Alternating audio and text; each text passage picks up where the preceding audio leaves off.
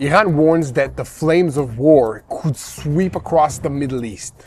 Tell the Iranians to prepare for an attack that they never imagined. This is a direct American threat to strike the Iranian nuclear facility known as Mount Pickaxe. The President of the United States hinted that the underground site near the Natanz nuclear facility could become a target. The facility, carved approximately 100 meters deep into the granite rock, is considered one of the most heavily protected sites in Iran's nuclear program. The Revolutionary Guards are going all in. The Iranian nuclear site that is still operating, the deepest bunker in Iran, and the Iranian trap that could require a far more complex military operation. We will bring you all the details very shortly. And for the third consecutive night, the United States military launched another powerful wave of strikes against Iran. While the United States attacked in Hormuz, Iran responded fiercely and launched cruise missiles towards United States Navy ships. It then launched missiles towards tankers in the Strait of Hormuz.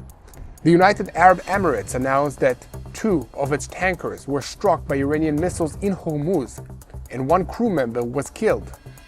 Iran says it will create a global energy crisis, and the United States issued an official announcement. Tomorrow morning, the naval blockade of Iran and the Iranian ports will resume. I am Yair Pinto, with me is Shoshani, and we are here on Boots on the Ground. We bring you the full truth about what is happening in Israel, as well as the full truth about what's happening in our neighborhood, the Middle East. And today is July 14th. So let's begin. Because the United States military announced that at 4:45 p.m. Eastern Time, United States Central Command, CENTCOM, began its third consecutive night of strikes against targets all across Iran, in accordance with the orders of the President of the United States, Donald Trump, the Commander-in-Chief of the Armed Forces. CENTCOM said in its statement that the United States Central Command ordered the beginning of its third consecutive wave of strikes against Iran. The strikes will continue, impose a heavy price on the Iranian forces, and damage their ability to attack innocent civilians and commercial vessels in the Strait of Hormuz. United States Central Command announced that it had completed the wave of strikes against the military targets in Iran.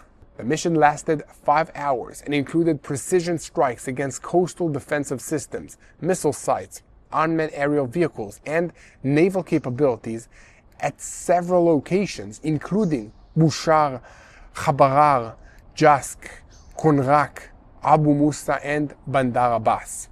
And according to the United States military, the operation was intended to damage Iran's ability to attack commercial shipping. The statement emphasized that more than 50,000 American troops are now stationed throughout the Middle East. And that said, American forces remain vigilant, lethal, and ready for any command.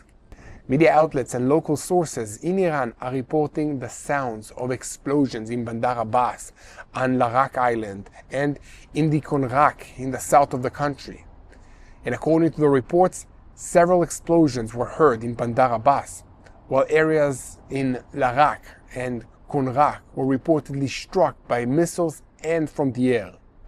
Local sources reported 4 powerful explosions in Konrak. This is according to the Tasnim Iranian news agency, and later it was reported that air defensive systems in the area had been activated. In addition, reports from Iran describe explosions in the Kish Island and a heavy American strike on Sirik Island.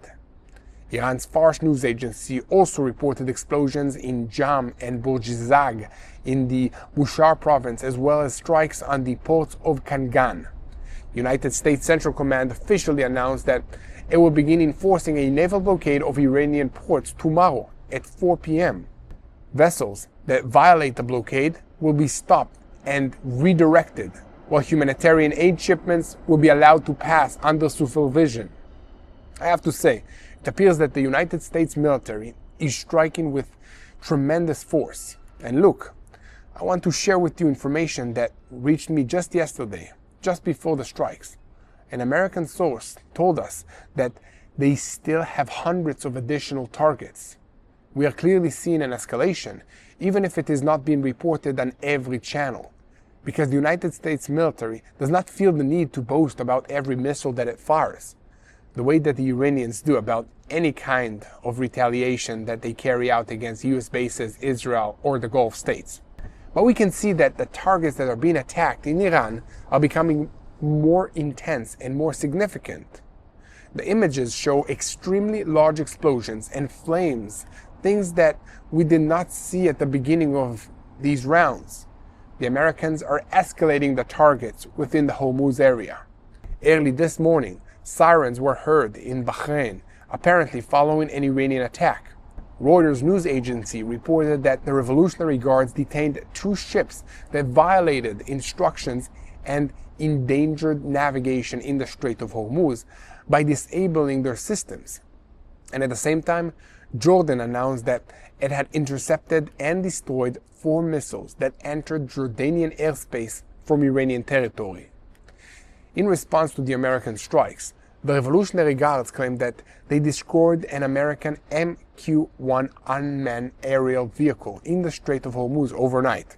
According to reports in Arab media, the Iranian military announced that it attacked American military communication systems, fuel tanks, a Patriot system, and an observation tower using drones. It was also reported that the Iranian military fired missiles towards an American ship in response to American missile strikes that hit the Iranian military facilities. The United Arab Emirates and the Ministry of Defense said overnight that 2 national tankers were attacked by 2 Iranian cruise missiles in the southern Strait of Hormuz, inside Oman's territorial waters. 1 Indian crew member was killed and 8 others were wounded. The fires on both tankers were brought under control, and the Emiratis emphasized that it reserves the full right to respond to the escalation. And at the same time, the United States Maritime Trade Operations reported that an incident approximately 40 nautical miles northeast of the city of Kalhat in Oman.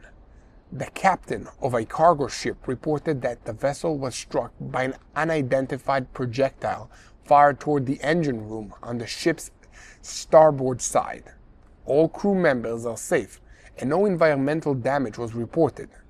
The Revolutionary Guards claimed responsibility overnight for the attack on the Emirati tankers, in which 1 crew member was killed and 8 were wounded. 4 of them very seriously.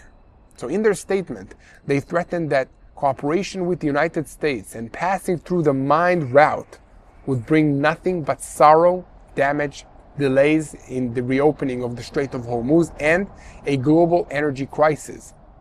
The current escalation is part of a broader move announced by Trump in recent days, after he declared that the Strait of Hormuz will remain open, with Iran or without it. Trump also announced that the United States will collect a payment equal to 20% of the value of every commercial shipment passing through the strait in exchange for securing the shipping route. Following the announcement, the United States military said that it had begun implementing the naval operation in the area, while the United States Navy continues to escort dozens of commercial vessels and conduct strikes against the Revolutionary Guards targets, including air defensive systems, radar sites, and also attack boats. United States President Donald Trump himself intensified his messaging towards Iran. He declared that Tehran had failed to comply with the terms of the Memorandum of Understanding that was signed. Trump addressed the wave of strikes in Iran and claimed that they were directly connected to the Strait of Hormuz. "We are advancing and striking tonight, taking down their capabilities, and we will finish this when we control all of Hormuz. The Iranians acted foolishly. The blockade applies only on Iran and only restricts those who do business with Iran." Trump also addressed the nuclear site in Iran and told reporters in the Oval Office that "we will hit Mount Pickaxe pretty soon. We have eyes on the site at all times. It's a good possible target. We are going to reach Mount Pickaxe. Tell Iran to get ready." Trump also addressed his relationship with Prime Minister Benjamin Netanyahu and said, "I get along with Bibi. When I disagree with him, I let him know. And in those cases, I was right," end quote by Trump. But he also praised Netanyahu and said, I did not throw him under the bus. He's doing a good job. Without the two of us, there would be no Israel." End quote. And today, we will bring you the full truth about one of the most secretive facilities of the Revolutionary Guards. Deep inside the mountain near Natanz lies one of the most secretive and heavily fortified facilities in Iran's nuclear program, and an underground complex that almost no outsider has ever seen, and that even International Atomic Energy Agency inspectors have never been allowed to enter. According to assessments, the layers of rock and the enormous depth make that even harder to strike than the Fordo facilities. For years, Iran expanded the tunnels, blocked the accesses, and surrounded the area with heavy security network. But now, it appears that its greatest secret is in the American crosshairs. Trump is already threatening that the United States is on its way to mount Pickaxe.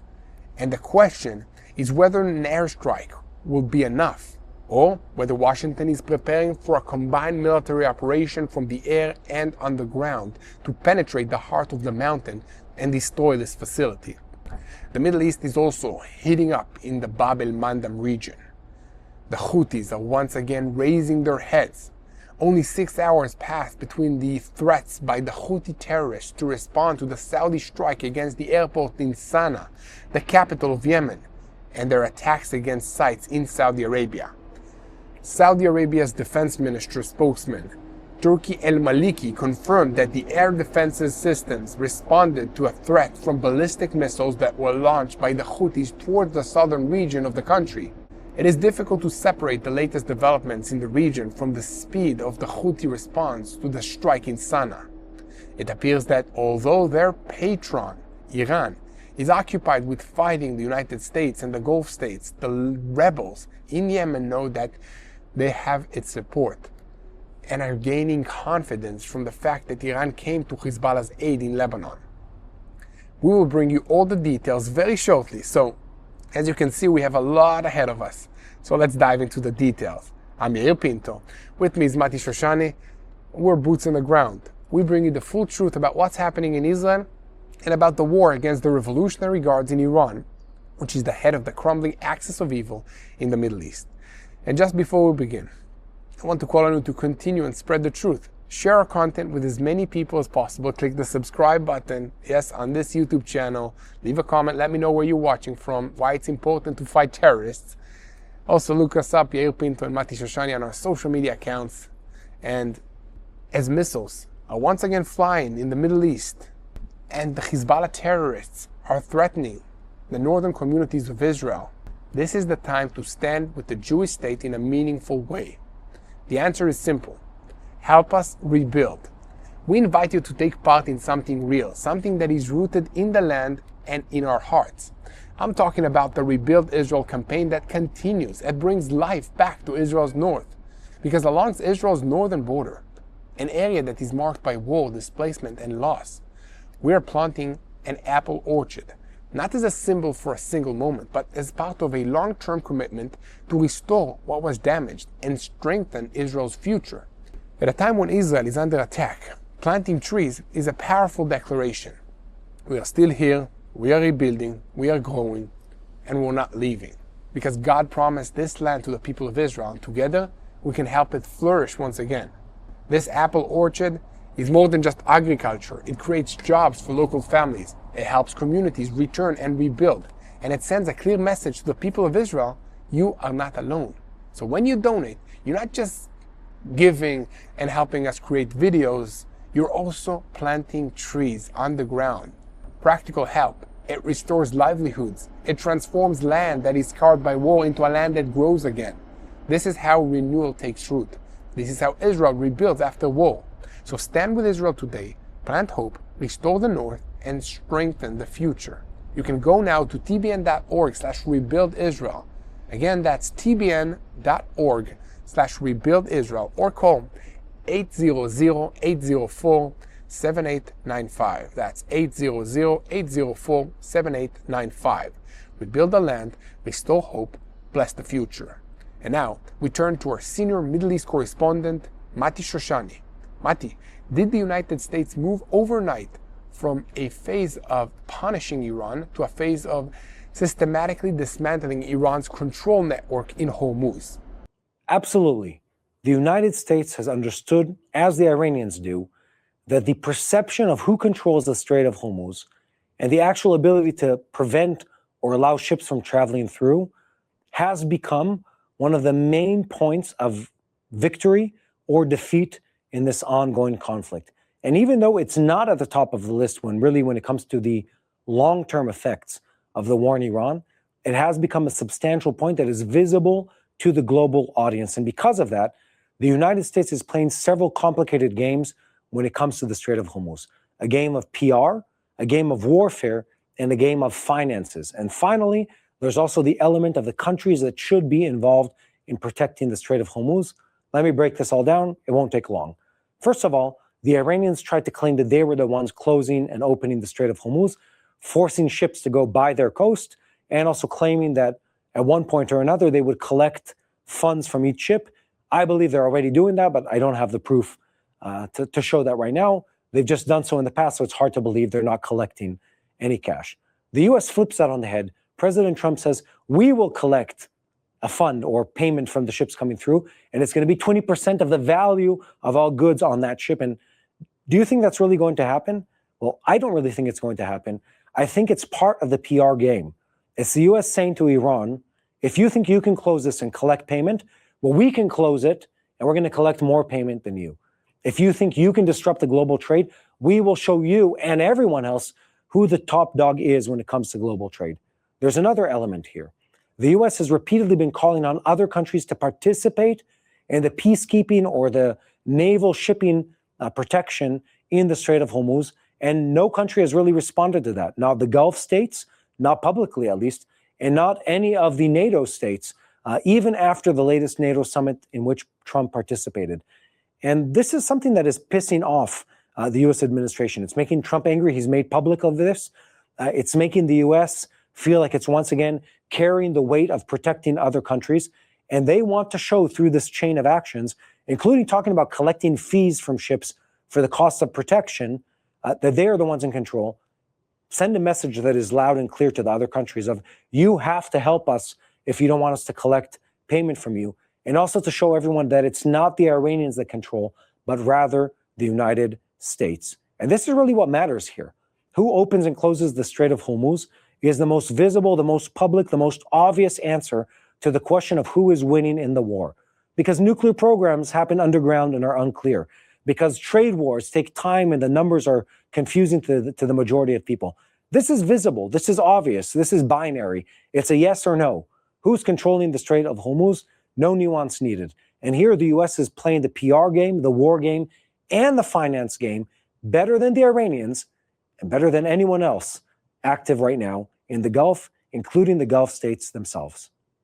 Mati, if Trump has truly placed Mount Pickaxe in the crosshairs, is this no longer a war over Hormuz, but the return of a direct campaign against the heart of Iran's nuclear program?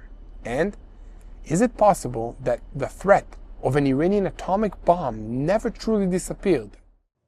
Okay, let's be clear here. The Iranian nuclear program hasn't gone anywhere.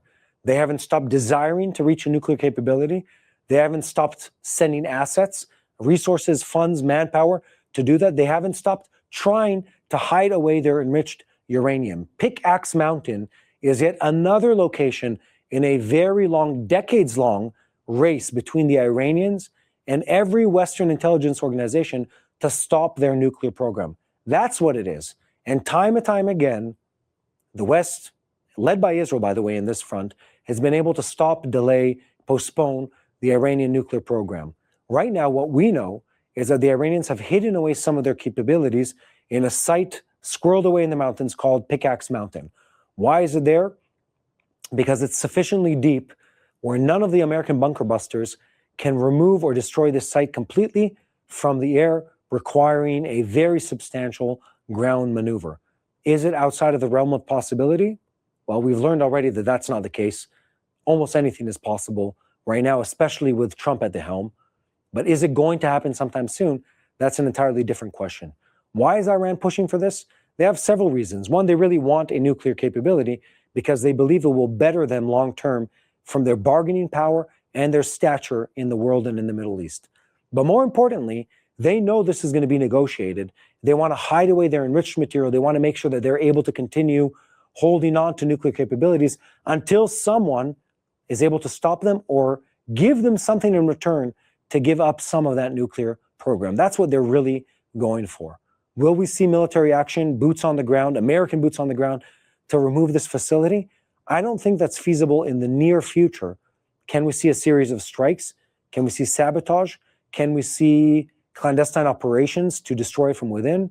We've learned in the last 20 plus years that everything is possible when you combine the might of the United States and Israel, not just in direct kinetic energy, but also in the ability to operate agents deep within Iran and the Iranian government. That is something that we've seen time and time again. I don't see that going anywhere anytime soon.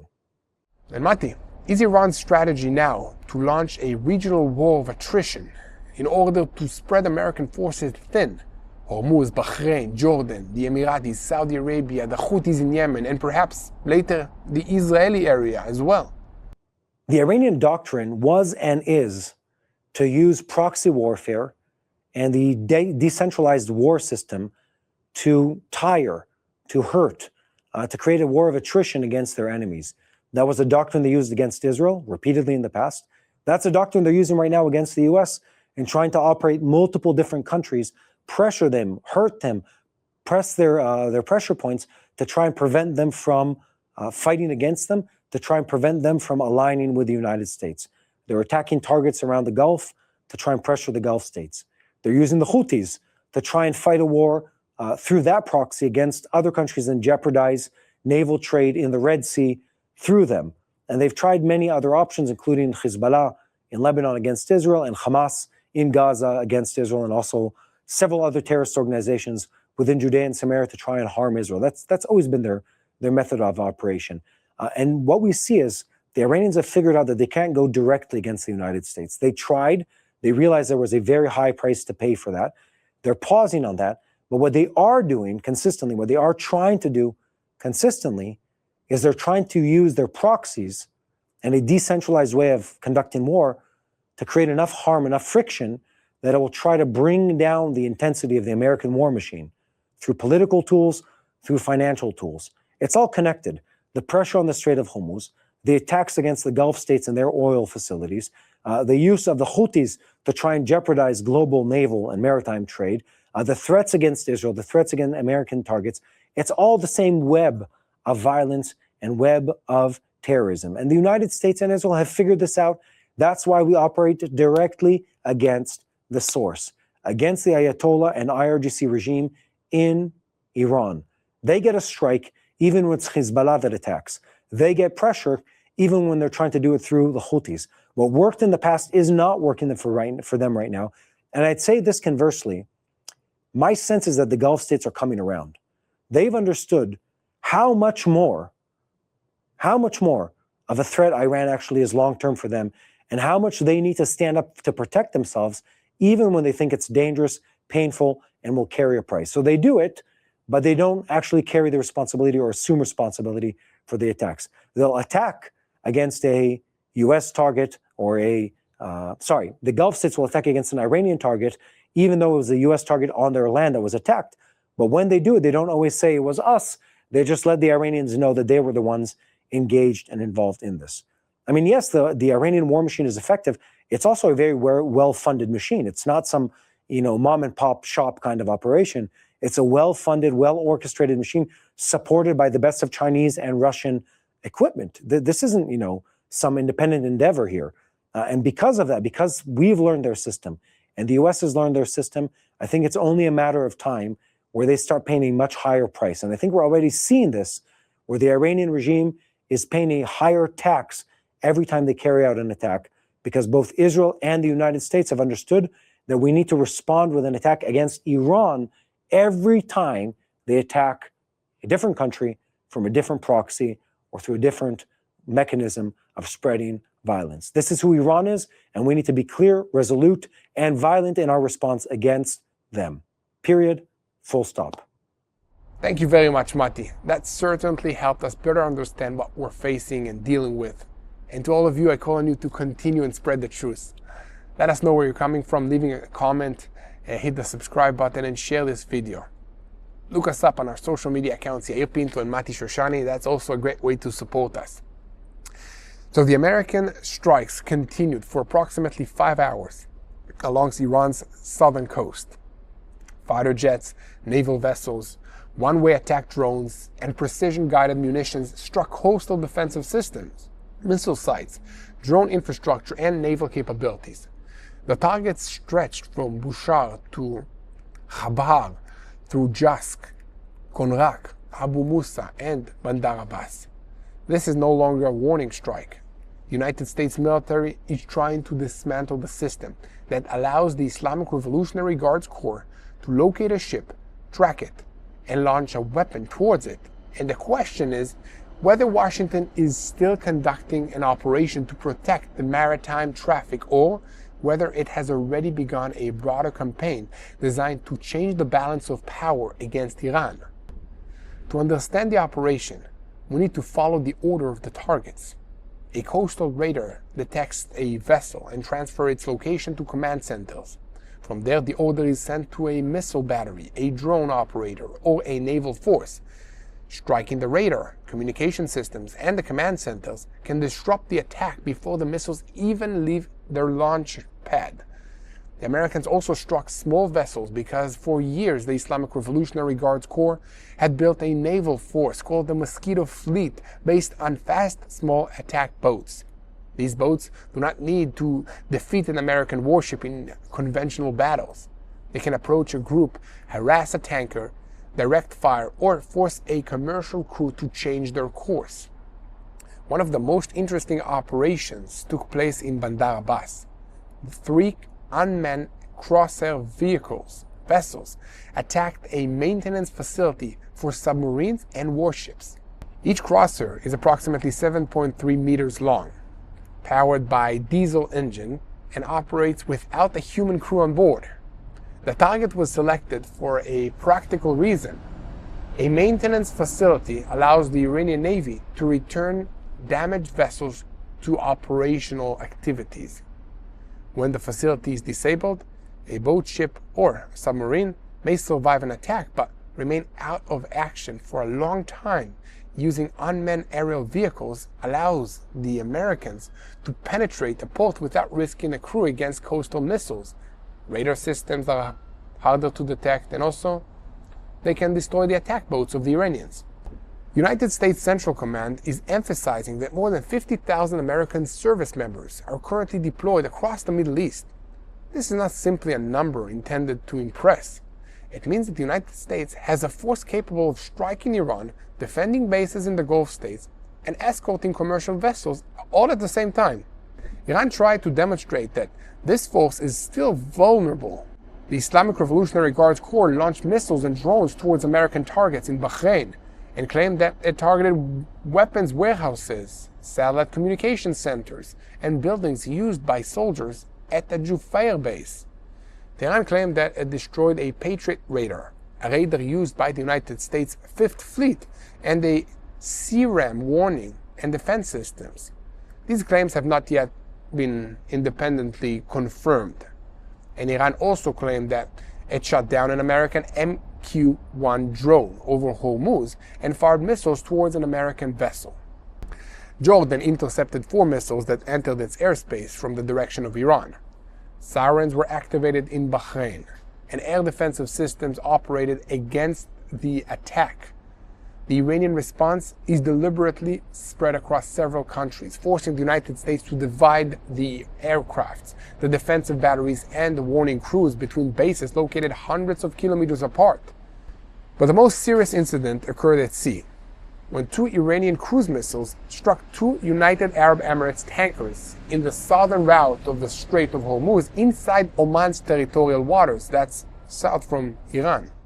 1 Indian crew member was killed, and 8 others were wounded, including 4 who were seriously injured. The fires on board were brought under control, and the United Arab Emirates announced that it reserves the right to respond. The Islamic Revolutionary Guards Corps did not hide its responsibility. It claimed that the tankers ignored warnings, shut down their navigation systems, and attempted to pass through the mined route.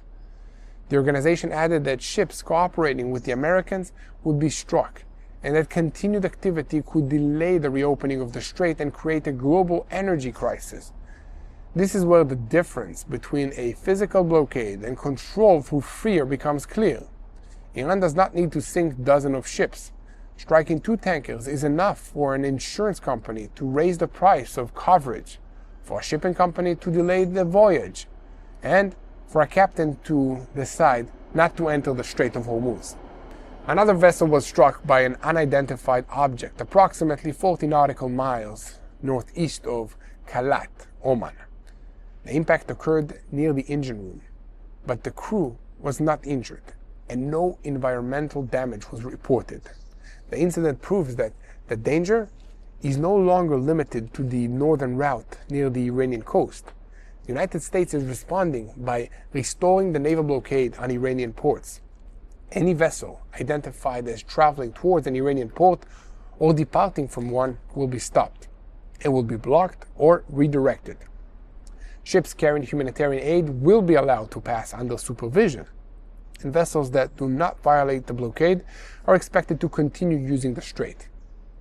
During the previous enforcement period, more than 140 vessels followed American instructions and were redirected away from the restricted areas. 9 ships that refused to comply were disabled or put out of operation, while more than 50 vessels carrying humanitarian aid were authorized to pass. Enforcement normally begins with identification and a radio instruction, not with gunfire. And the vessel is required to provide its identity, the cargo that it is carrying, and the port to which it is sailing. Only if the crew refuses, conceals its location, or continues towards an Iranian destination does the American force move to physically block it. Trump added an unusual demand to this operation: reimbursement equal to 20% of the value of the cargo passing under American protection. The president argues that countries consuming oil through Hormuz cannot accept that the American taxpayer will finance the security of the route alone. Critics warn that the demand could increase shipping costs and provide Iran with an argument against the United States. Well, we'll see what will happen with this. Let me know what you think about this in the comments. What you see on YouTube is only part of the story. You can get a closer first-hand report, behind-the-scene moments, and stories of faith, resilience, and hope from Israel by going to www.tbn.org/journeys/boots. You can also text BOOTS to 316-316 for direct updates for TBN Israel. With Mati Shoshani and me, Yair Pinto, reporting about what's happening on the ground, you're not just watching the news, you're actually witnessing what's happening and know how to pray for the situation. So, I call on you to help us spread the truth, to understand more what's happening in this region, and to continue praying for the peace of Jerusalem. You can do that by hitting the subscribe button, sharing this video, and helping us reach more people, because it's a spiritual war, and the first casualty of this war is the truth. Let's get back to the Strait of Hormuz, because it's a narrow and complicated corridor, as you might know already. It's approximately 161 kilometers long, and its narrowest point, it is about 39 kilometers wide. Iran lies to the north. Oman lies to the south. Under normal conditions, a significant portion of the world's energy supply is passing through this space. Since 1968, 2 organized shipping lanes have operated through the strait, one for incoming vessels and one for outgoing vessels. Now, 2 competing routes have effectively been created. Iran demands that ships enter the northern route and receive its approval. The United States is trying to protect the southern route closer to Oman. Oman is caught in the middle. It's trying to preserve international maritime law and maintain its relations with both sides while Iranian missiles strike tankers inside its waters. The law allows fees to be charged for a real service, such as mine clearing or navigational assistance. It does not allow an international passage to become a tool and a station just to give fees to one nation or another. Behind the maritime confrontation, there is also an internal struggle taking place in Tehran.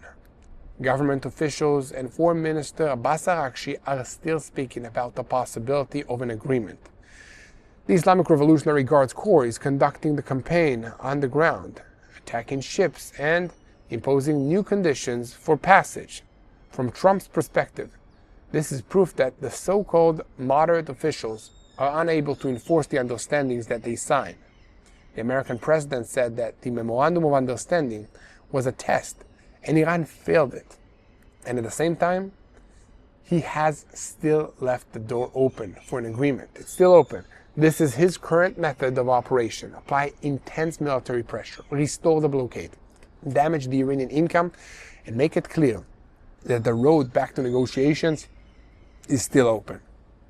Trump refused to say whether Israel is participating in the strikes, but he emphasized that he is coordinated with Prime Minister Benjamin Netanyahu and praised his work.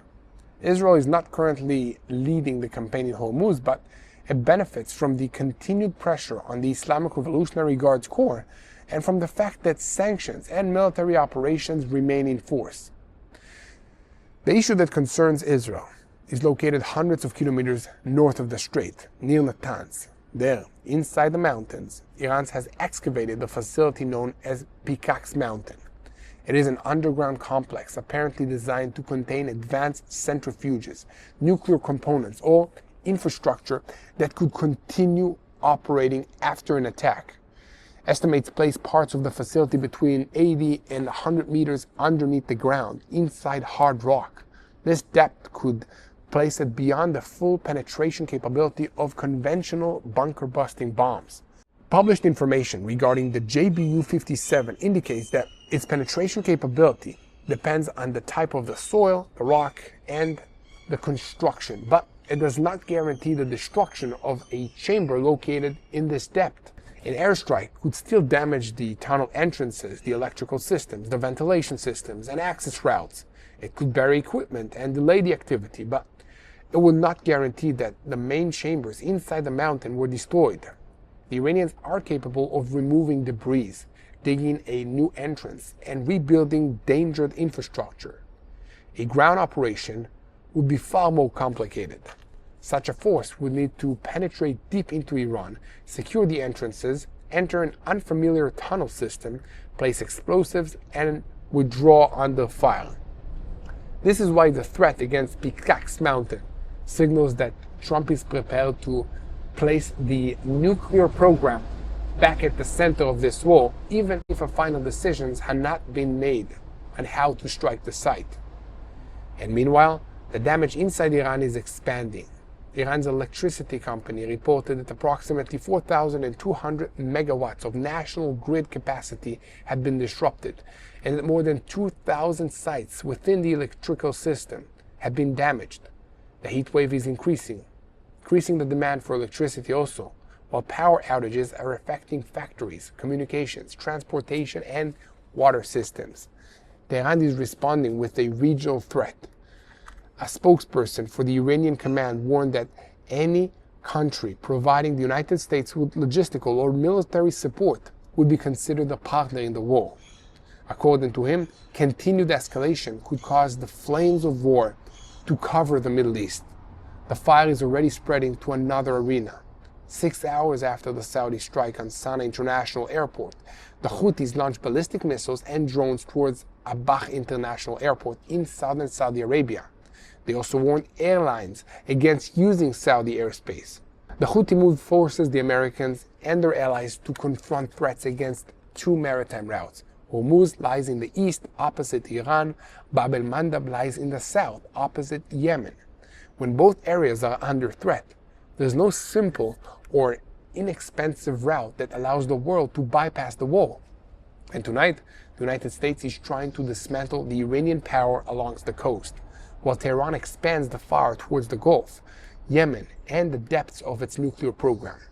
Will the next strike remain focused on Hormuz, or will it penetrate Pickaxe Mountain and open a far more dangerous stage for this war?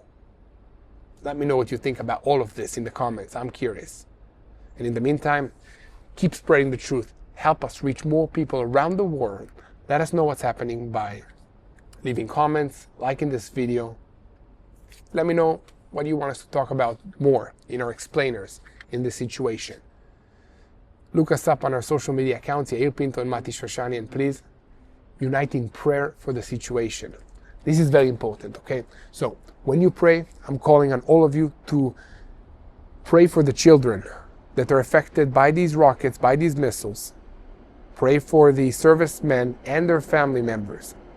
Pray for wisdom to our leaders, and keep praying for the peace of Jerusalem. And we'll see you again next time. Hello, this is Mati here in Jerusalem with TBN Israel. This is Yair Pinto from TBN Israel here in Jerusalem. TBN Israel is keeping viewers informed with Israel-focused news, culture, and what God is doing in this land. Support TBN Israel today online at tbn.org/Israel. Thank you.